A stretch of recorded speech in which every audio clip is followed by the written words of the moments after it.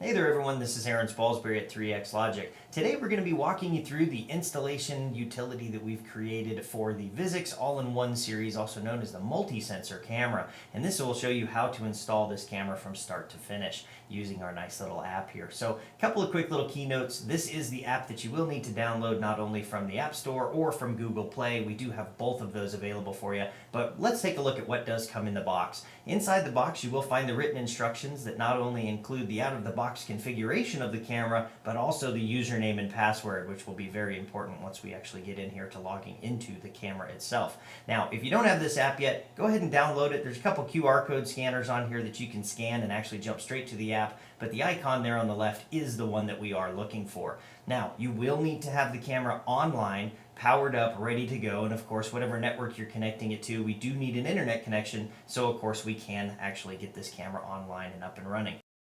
From here, I'm going to go ahead and launch the app. Now this is a new setup, so of course I'm going to go ahead and click the setup the new camera rather than modify an existing camera.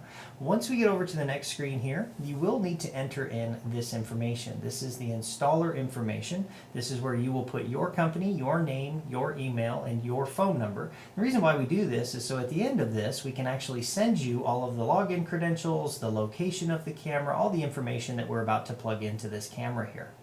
From here, what we want to do is we want to plug in the end user's information. So I'll just go ahead and plug in end user here. And the site name can be pretty much anything you want. In this case, I'll go ahead and plug in, I don't know, 123 Main Street or something like that, just as a location for this particular site. Go ahead and click continue.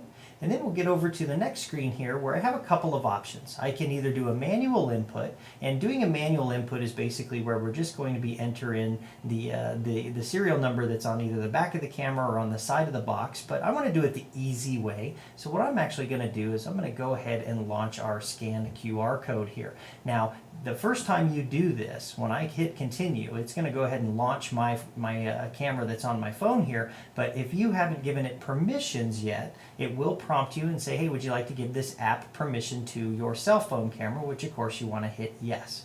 From here, you can take the QR code scanner and present it to the back of the camera. It scans the QR code and then of course takes you over to the next screen here. Now I am doing a wired connection on this particular camera, but you do have the option for a Wi-Fi connection. But in this case, I've got it connected via Cat5, so I'll go ahead and click continue. On the next screen here, you will have to change the credentials to log into the camera, okay? This, of course, is just nothing more than a security function, but you do want to change, anything you want in here. I'm going to leave the username as admin, but I do have to change the password. It has to be between 8 to 16 characters.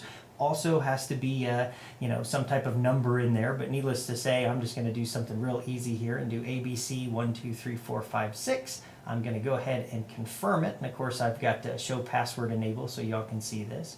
From here, go ahead and click continue. And on the next screen, it will actually show you the serial number of the camera, but this is the login screen for the camera itself. Now, we do want to log into this camera, but you have to use the username and the password that you just changed it to. So make sure you're using that particular information, but I'll go ahead and plug that information in here.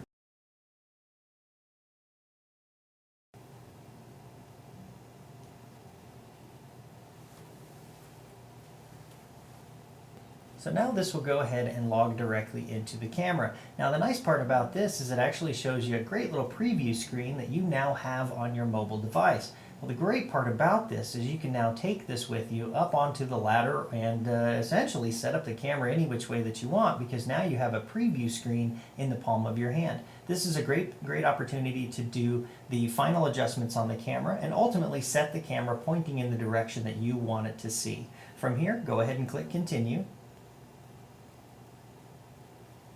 And now what we need to do is we need to enter in the camera name as well as a connect alias. And this can be anything that you want, but I've used this app before. That's why I have some information in here. So I'll go ahead and delete this out. I'll change this one to setup in demo here. But the Visual Connect alias is what we use not only to connect via the Visual Client software, but also for video verification. The Connect alias is just a unique identifier that we use to be able to connect to this over an IP or over a network or internet connection. It does need to be a unique identifier of your choosing. So let's see, I think I'll come up with something good like, why don't we call it Trusty? Now that that information is in there, we do want to set the time zone of this particular camera as well. So there's a nice little drop down here in the middle of the screen. Go ahead and click that, and we are in mountain time, so I'll change that to mountain. I'm also going to go ahead and click this advanced button here. Now the default I do want to change. I want to actually set this camera over to high resolution, so I'll switch this over to high res here. Go ahead and hit done on that one.